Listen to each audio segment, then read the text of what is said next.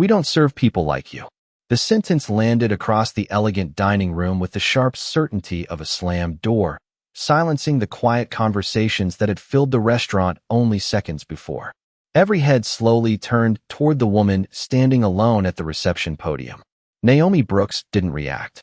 She didn't raise her voice, argue, or even sigh. She simply met the manager's eyes with a calm expression that somehow made the room feel even quieter. She wore dark jeans, clean white sneakers, and a fitted navy sweater beneath a lightweight jacket. There were no diamonds, no luxury handbag, no designer logo announcing wealth. Just a woman with a confirmed dinner reservation and a composed confidence that seemed strangely out of place to those already judging her. The restaurant overlooked the city skyline through floor-to-ceiling windows, its polished wood floors reflecting warm amber lights, while soft jazz drifted through hidden speakers. Couples celebrated anniversaries. Business executives finished expensive dinners. Crystal glasses shimmered beneath chandeliers. Everything about the evening suggested exclusivity, elegance, and impeccable service. Then one assumption shattered it all. "I'm sorry," the manager repeated, louder this time so nearby guests could hear. "This establishment maintains certain standards, and we don't serve people like you." A few diners exchanged uncomfortable glances. Others looked away, pretending not to notice. One man, near the wine display, smirked into his glass as though the scene confirmed something he already believed. Naomi reached into her jacket pocket with unhurried precision and placed her reservation confirmation on the polished counter. "My reservation is for 7 o'clock, she said evenly. "The name is Naomi Brooks." The hostess glanced toward the manager before even looking at the reservation. The hesitation lasted only a heartbeat, but it revealed everything. The manager barely acknowledged the document. "There must be some mistake," he replied. "I don't see your name." Naomi watched him carefully. She had seen that expression before. Not confusion, not professionalism, judgment disguised as procedure. Around them, the atmosphere shifted almost imperceptibly. Conversations softened. Silverware paused halfway to plates. Even the pianist near the lounge seemed to hesitate between notes. The room wasn't merely watching anymore. It was waiting. Naomi folded the reservation confirmation once and slipped it back into her pocket. Her posture never changed. "Would you mind checking again?" she asked. The manager folded his arms. "I already have." His smile carried no warmth. "Perhaps another restaurant would be more appropriate." The words floated through the dining room like invisible smoke, impossible to ignore. A young server arranging water glasses froze for a moment before lowering her eyes. An older couple near the windows exchanged uncertain looks. Somewhere in the back, a guest quietly reached for a phone before stopping, unsure whether this was misunderstanding or something much worse. Naomi stood perfectly still, as though anchored to the marble floor beneath her feet. She wasn't surprised. She wasn't intimidated. If anything, she looked as though she had expected this exact moment long before she walked through the front doors. The manager mistook her silence for surrender. He couldn't have been more wrong. Without another word, Naomi slowly reached for her phone, her expression remaining calm, while an almost imperceptible smile crossed her face, the kind worn only by someone who already knew exactly how the next few minutes would end. Naomi Brooks lowered the phone without making the call. Not yet. Timing had always mattered more than volume.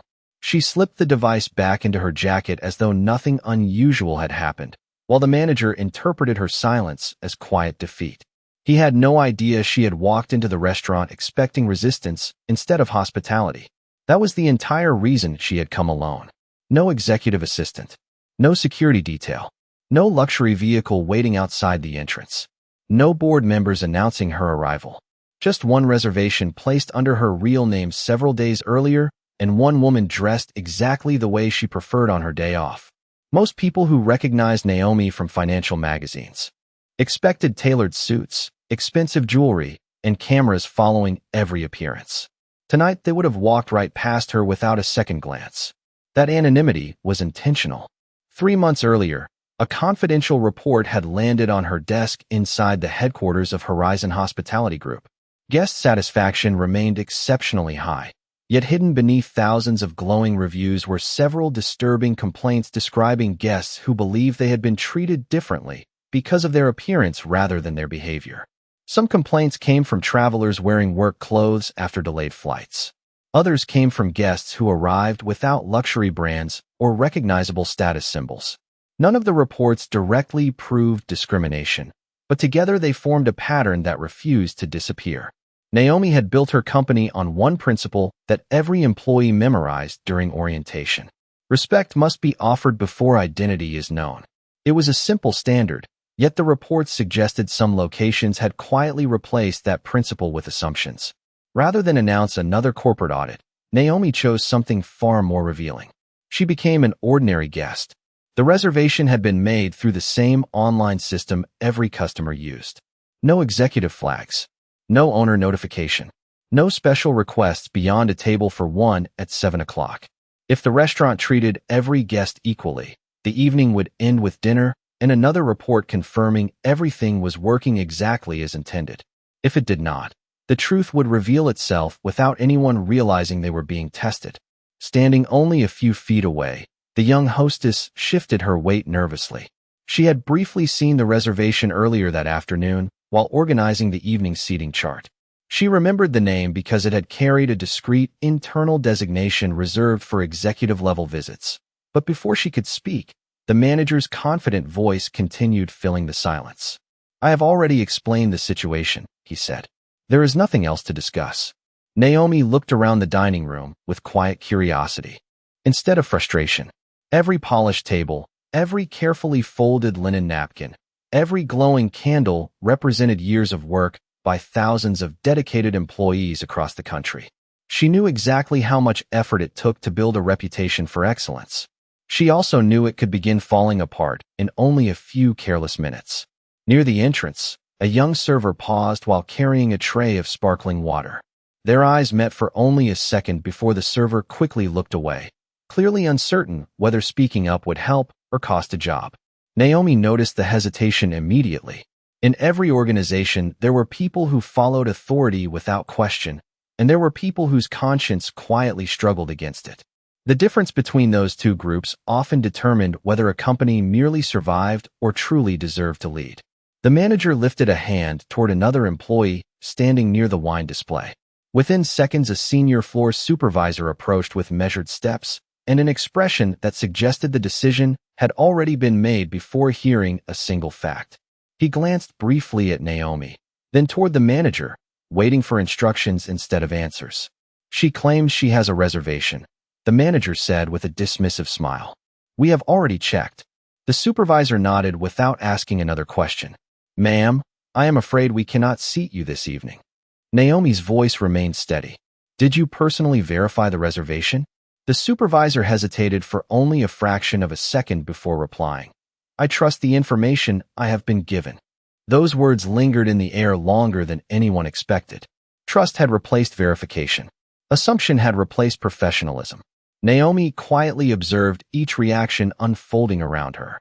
None of them realized they were revealing far more about the restaurant than they were about her. A distinguished-looking guest in an expensive tailored suit leaned back in his chair with a faint laugh. Some people just refused to accept the answer. He muttered loudly enough for nearby tables to hear. His wife offered an uncomfortable smile, but said nothing. Another diner glanced toward Naomi's jeans before returning to his meal, as though appearances alone explained everything. The atmosphere that had once felt refined now carried an invisible weight. A hostess reached for the reservation tablet, but before she could unlock the screen, the manager gently placed his hand over it. "There is no need," he said. "We are finished here." Naomi noticed the small movement immediately. So did a young server named Emily Parker, who had been arranging polished silverware only a few feet away. Emily distinctly remembered preparing a special table that afternoon after noticing the reservation included an internal executive designation rarely assigned to ordinary guests. She frowned slightly, wondering why no one was opening the system again. Her instincts urged her to speak, but years of watching supervisors silence younger employees held her back. Near the entrance, another employee quietly contacted building security through an earpiece. There was no emergency, no raised voices, and no disruption beyond an unwelcome assumption. Yet procedures were already escalating against the calmest person in the room. Two security officers appeared moments later, and stopped several feet away, waiting for direction rather than taking action. Naomi acknowledged them with a polite nod. They returned it, uncertain why they had been summoned at all. One of the officers subtly studied the situation and noticed something unusual. The guest everyone seemed eager to remove had never once interrupted anyone, never spoken harshly, and never stepped beyond the reception area. The only tension came from the employees themselves. Across the dining room, a guest quietly unlocked his phone and began positioning it toward the reception desk. Naomi caught the movement from the corner of her eye. "Please," she said gently, looking directly at him. "Do not record this. Let the truth stand on its own." The guest slowly lowered the phone, surprised by her response. Most people would have wanted an audience. Naomi wanted accountability. The manager mistook her composure for weakness once again. "If you continue refusing to leave," he announced confidently, "we will have no choice but to involve additional management." Naomi simply looked at him with the same calm expression she had worn since walking through the front entrance. The restaurant believed it was protecting its reputation. In reality, every decision made during the last few minutes was quietly building the record that would determine its future. Emily Parker could not ignore it any longer. The reservation tablet sat only inches away, its screen dark beneath the manager's hand, holding an answer no one seemed willing to verify. She drew a slow breath before speaking carefully. "Sir, I remember preparing tonight's seating chart this afternoon. I think I saw the name Naomi Brooks assigned to table 12. The dining room grew noticeably quieter. The manager turned toward her with an expression that was calm on the surface, but unmistakably sharp beneath it. "You are mistaken," he said. "Please return to your section." Emily hesitated. "I only meant that perhaps we should check the system one more time." "I said return to your section." His voice carried across the reception area with enough authority that several nearby employees immediately lowered their eyes. Emily slowly stepped back, but uncertainty remained written across her face. She knew what she had seen. Across the room, another guest quietly stood from his table. His name was Daniel Whitmore, a retired high school principal visiting from Ohio with his wife to celebrate their anniversary. He looked from Naomi to the reception desk before speaking in a calm, measured voice. "Forgive me, but checking a reservation takes less than a minute. Why not simply verify it?" The manager forced a polite smile that never reached his eyes. "Sir, we appreciate your concern, but this is an internal matter." Daniel nodded thoughtfully. "Respectfully, I stopped believing something was internal when someone was publicly told she did not belong here." Several guests exchanged glances. The words settled over the dining room with unexpected weight. A young woman near the window slowly placed her fork on the table.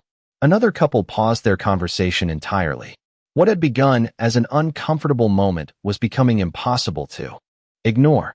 Naomi remained perfectly composed. She looked toward Emily and offered a small, reassuring smile, silently thanking her for choosing honesty over comfort. Emily returned the smile almost instinctively before quickly looking away, aware that every supervisor in the room had noticed. One of the security officers quietly approached the reception podium. "Sir," he asked the manager in a respectful tone, "has the guest become disruptive?" "No," the manager admitted. "Has she refused lawful instructions?" "She has simply remained here." The officer glanced at Naomi, then back toward the manager. "She has been completely respectful since we arrived." The answer created another uncomfortable silence. Even the supervisor folded his arms less confidently than before. Near the entrance, the guest who had nearly recorded the encounter slipped his phone back into his pocket. He remembered Naomi's request only moments earlier. Let the truth stand on its own. Somehow those words carried more authority than anyone issuing orders inside the restaurant. Emily looked once more toward the reservation tablet. She knew exactly where the evening seating list was stored. One touch would answer every question. Before she could move, the manager quietly picked up the device himself and locked the screen completely before placing it face down on the counter. "There," he said. "This discussion is over." Naomi watched the small gesture with calm attention. It was not the action of someone searching for facts. It was the action of someone protecting a decision already made. Around the elegant dining room, people no longer looked at Naomi with curiosity. They looked at the employees. Without realizing it, the restaurant had begun losing something far more valuable than a dinner reservation. It was losing the confidence of everyone watching. The manager's patience finally gave way to visible irritation. He nodded toward one of the security officers, who stepped forward with careful professionalism rather than aggression. "Ma'am," the officer said respectfully, "the manager is asking that you leave the reception area." Naomi looked at him with quiet understanding. "Have I disturbed anyone this evening?" The officer hesitated before answering honestly. "No, ma'am." "Have I raised my voice?" "No, ma'am." "Have I refused to identify myself?" "No, ma'am." His answers echoed softly through the entrance, and each one made the atmosphere heavier than the last. The manager quickly interrupted. "This is no longer about behavior. This is about policy." Naomi nodded slowly. Policies exist to protect fairness, not replace it. For a brief moment, nobody spoke. Even the soft jazz playing overhead seemed distant. Then the manager reached across the reception desk, picked up the printed reservation confirmation Naomi had presented earlier, glanced at it without reading more than a few words, and calmly tore it in half before dropping the pieces into a nearby waste bin. A collective gasp moved through the dining room. Emily instinctively covered her mouth. Daniel Whitmore stared in disbelief. Naomi watched the torn paper settle into the trash without changing her expression. The confirmation had never been the important part. The decision behind it was. As she stood there, another memory quietly surfaced, one she had carried for more than 20 years. She was 19 years old, wearing the nicest dress she could afford after saving for months to celebrate receiving her first college scholarship. She had entered a small restaurant in Georgia with her parents, excited simply to enjoy one special evening together. Before they were even seated, an employee had looked at their family and quietly suggested that another establishment might be more comfortable for them. Her father had not argued. He had simply thanked the employee, taken his daughter's hand, and walked back to the car. During the drive home, he had said something she never forgot. "Never spend your life convincing people that you deserve respect. Build something so strong that respect becomes the standard instead of the exception." That sentence had shaped every business decision she made from that day forward. The memory faded as Naomi returned to the present. The same assumptions. The same quiet certainty from strangers who believed appearances told the whole story. Only this time she was no longer a teenager wondering whether she belonged. She was a leader measuring whether her own organization still deserved the values it claimed to represent. Emily could not remain silent any longer. "Sir," she said softly, "please let me open the reservation system. If I am wrong, I will apologize myself." The manager turned sharply. "Enough. I have made my decision." The security officer shifted uncomfortably. "Sir, verifying the reservation would resolve this in less than a minute. I said we are finished." Naomi finally spoke again, her voice calm but carrying effortlessly across the room. "No. We have only reached the moment where everyone decides what kind of professional they truly are."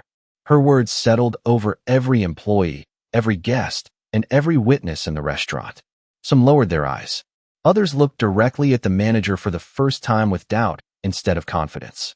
Naomi reached into her jacket once more, slowly removed her phone, unlocked the screen, and this time pressed a single contact that had never failed to answer.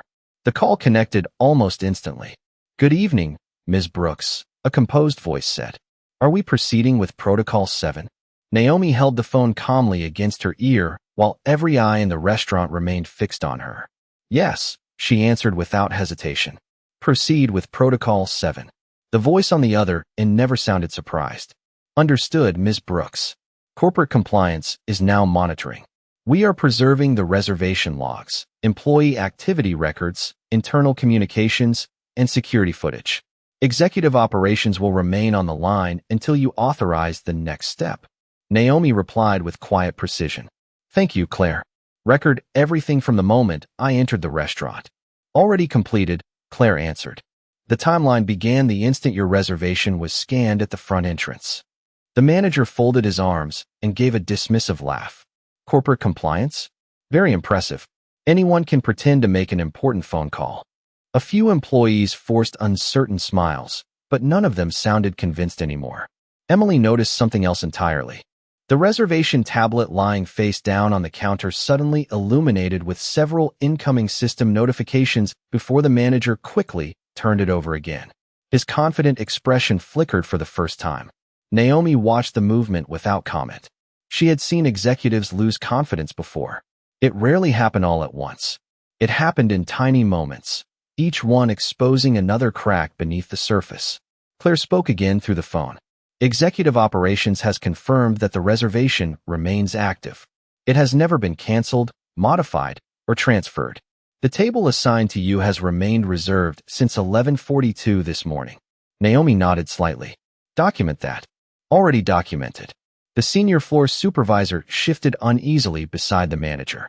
Sir, he whispered quietly, perhaps we should verify the system before this goes any further. The manager shook his head. There is nothing to verify. But his voice no longer carried the certainty it had only minutes earlier. Daniel Whitmore observed the exchange from several feet away. During 35 years as a school principal, he had learned that people protecting the truth welcomed questions. People protecting mistakes avoided them. Around the dining room, conversations had completely stopped. Nobody seemed interested in dinner anymore. The restaurant itself had become the evening's only event. Claire continued speaking with remarkable efficiency. Ms. Brooks, I should also inform you that Executive Information Technology has secured the reservation database to prevent any modifications during the review. Any attempted changes from this point forward will be permanently logged with timestamps and employee identification. Naomi answered simply. Excellent. The manager's eyes moved toward the reservation tablet once more before he abruptly stepped closer to the counter as though shielding it from everyone else's view. Emily noticed the movement immediately. So did one of the security officers standing nearby. Neither said a word, but both understood exactly what it suggested. Naomi finally looked directly at the manager again. You still have time to verify. The reservation. He straightened his jacket. I do not need permission to manage my own restaurant. Naomi's expression remained composed. No, she said softly. You only needed the willingness to confirm the facts. Claire interrupted once more. One additional update, Ms. Brooks. Executive leadership has joined the secure conference line. They are listening only. No one will intervene unless you request it. Naomi thanked her quietly before lowering the phone just enough to look around the room. Every employee, every guest, every witness now stood inside the same unfolding moment. The restaurant still believed it was deciding whether one woman deserved a table. In reality, an entire leadership team was quietly deciding whether this restaurant deserved to keep the trust placed in it. Claire's voice became even calmer, almost ceremonial. Ms. Brooks, executive leadership confirms all documentation is complete. You may proceed whenever you are ready. Naomi slowly lowered the phone from her ear, but did not end the call. She looked around the dining room one final time. The chandeliers still glowed with the same warm light. The jazz pianist still sat quietly beside the grand piano. Crystal glasses still reflected the skyline beyond the windows. Nothing about the room had changed except the people inside it. The manager folded his arms once more, forcing confidence back into his posture. If your performance is finished, he said with a tight smile, I will ask you to leave now. Naomi looked directly at him, her expression completely unchanged. You never asked who I was. The manager shrugged. It would not have mattered. Naomi nodded slowly. That is exactly the problem. Every conversation in the restaurant had stopped. Even employees carrying trays remained motionless, waiting for what came next. Emily felt her heartbeat quicken. Daniel Whitmore quietly stood beside his chair without realizing he had done so.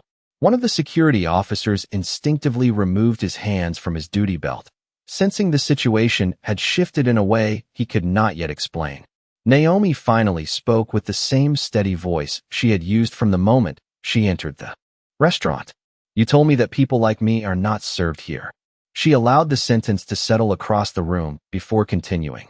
You refused to verify my reservation. You ignored your own employee. You rejected facts in favor of assumptions.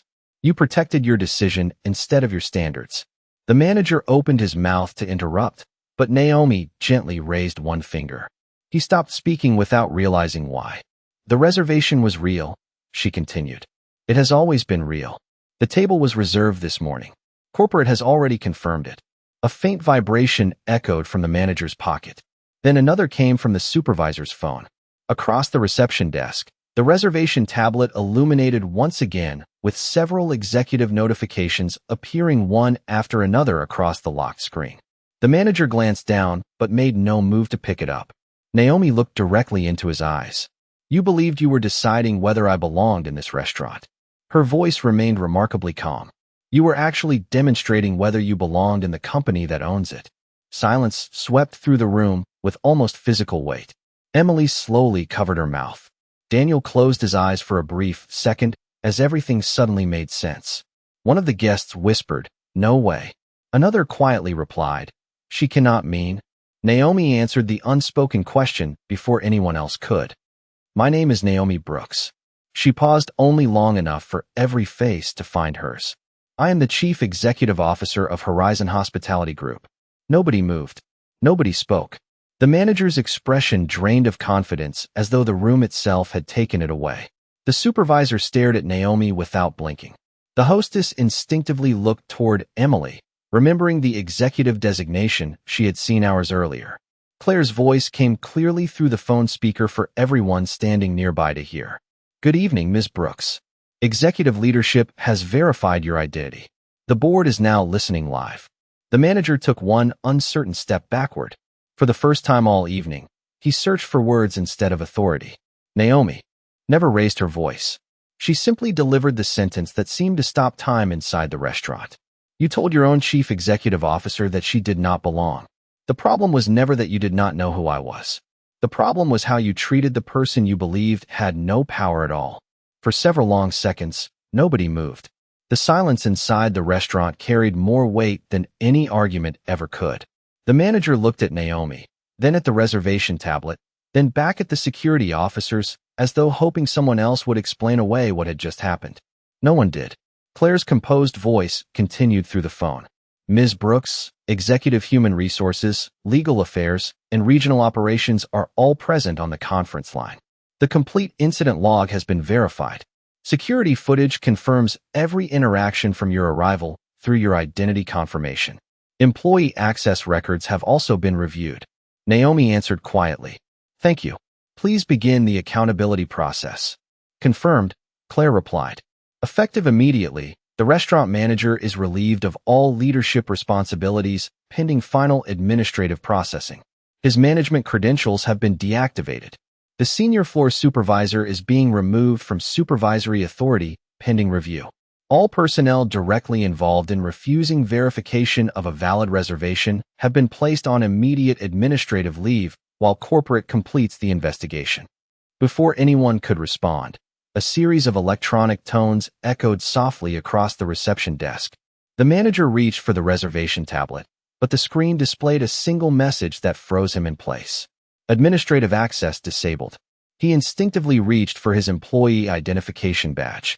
The small indicator light that had always glowed green now flashed red. Beside him, the supervisor checked his own credentials with the same result. Emily watched in stunned silence. The security officers exchanged brief glances, but remained exactly where they were. They understood this was no longer a security matter. It was corporate accountability, unfolding in real time. Claire continued with steady professionalism. "Ms. Brooks, Regional Operations has appointed interim leadership for this location. They are en route. Would you like me to notify the remaining staff?" Naomi looked around the dining room before answering. "Yes, let everyone hear it." Claire did not hesitate. "Attention to all employees currently assigned to this location. Executive leadership has assumed direct operational control of this restaurant. Staff members who acted professionally and truthfully will continue their scheduled duties. Employees are instructed to cooperate fully with the incoming leadership team." Emily felt tears gathering in her eyes, not from fear, but from relief. For the first time that evening, honesty had not been ignored. Daniel Whitmore smiled quietly toward her before looking back at Naomi with unmistakable respect. Several guests began applauding softly. The applause spread from one table to another until nearly the entire dining room joined in. It was not loud or theatrical. It was the natural response of people who had watched fairness finally replace assumption. The former manager lowered his eyes. "Ms. Brooks," he said quietly, "I made a serious mistake." Naomi regarded him calmly. "You made several choices," she replied. The mistake happened when you believed your assumptions deserved more trust than the truth. He nodded slowly, unable to argue. The supervisor stepped forward next. I should have verified the reservation myself.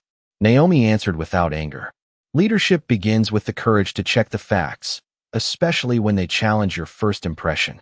Emily suddenly felt someone gently place a hand on her shoulder. One of the security officers smiled.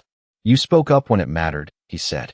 Across the restaurant, employees who had remained silent throughout the confrontation now looked at one another with expressions of reflection instead of certainty. They had all witnessed the same lesson. Respect could never depend on appearance, status, or assumption. It had to begin before any of those things were known.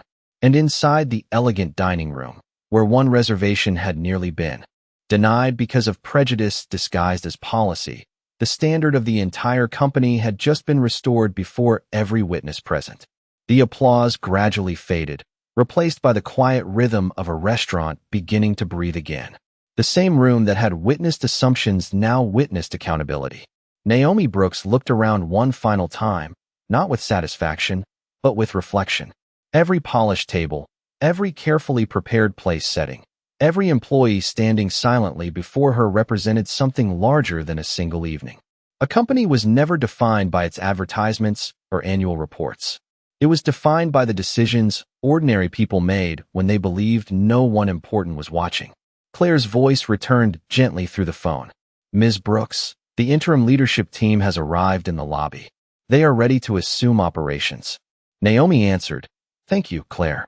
Please remind them that tonight is not about punishment. It is about restoring the standard.